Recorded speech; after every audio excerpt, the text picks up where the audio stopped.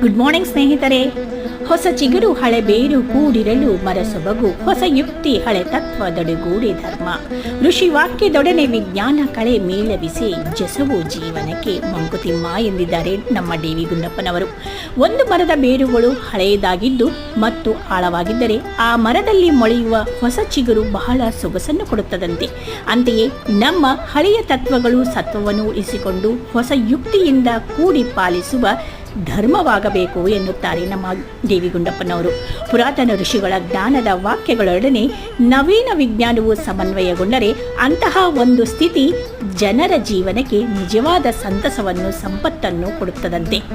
ಬದುಕಿನ ಅದ್ಭುತ ಸತ್ಯವನ್ನು ಪ್ರತಿಪಾದಿಸಿದ್ದಾರೆ ಮಾನ್ಯ ಗುಂಡಪ್ಪನವರು ಈ ತಮ್ಮ ಮಂಕುತಿಮ್ಮನ ಕಗ್ಗದಲ್ಲಿ. ಅಂತೆಯೇ ಹೊಸ ಚಿಗುರು ಹಳೆ ಬೇರಿನಂತೆ ನಮ್ಮ ಜೀವನ ನಾವಿನ್ಯವಾಗಿರಬೇಕು. ಏನಂತೀರಿ?